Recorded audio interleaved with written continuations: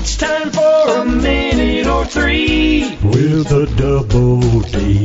Hello, everybody. The Double D with you, present and accounted for. Today, on part 3 of the interview with Carl Jackson, school and work. Or is it work and school? How does it work out for him? How did they handle the school work? And did you have a caretaker? Did you have a monitor? Or did your dad, mom go with you? What?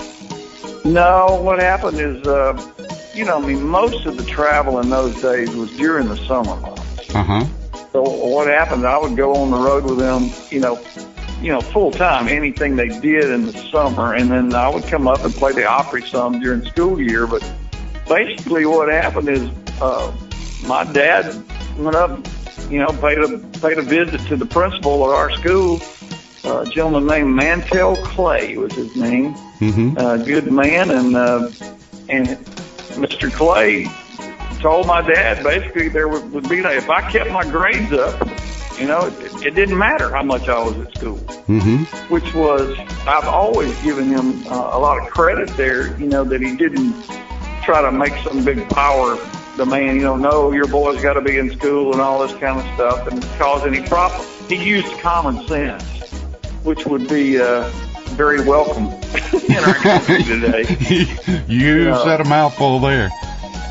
And I've always given Mr. Clay a lot of credit for that. Of course, my dad would have let me go anyway, I'm sure, but that was, and he meant it. I made good grades, and literally if I needed to go on the road or needed to do something on a weekend during the school year and have to miss a day or two at school, never heard a word about it. And I kept my part of the deal. I made good grades and,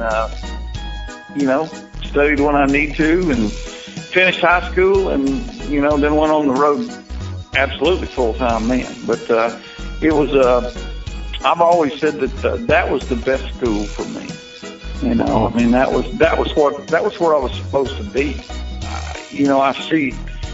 Schooling is important, obviously, but I see many times, people put too much emphasis on how well a child does a math problem when they've got all kinds of talent in another area. Right. But they actually, they'll make them do their homework, but they won't make them practice their fiddle. I was thankful to have a mom and dad who recognized, that I absolutely loved to play music, and I had a God-given talent in that area, and that was something that I was not going to be developing if I was in school diagramming a sentence. Yeah. Well, now tell me a little bit about, just something very short. How were you accepted in school? Were you looked down upon because you played bluegrass music and in the era where a lot of rock music was coming up? How did people treat you? Were you the man around town? Well, I wouldn't say that. I was treated well, though. I had great friends in school, and there was a little bit of the, maybe occasionally, looking at the banjo a little bit different than they did, maybe an electric guitar, since, the Beatles and stuff, but especially after getting to go out and do the things I got to do and travel and all the things that I had the opportunity to do. It was really good in school.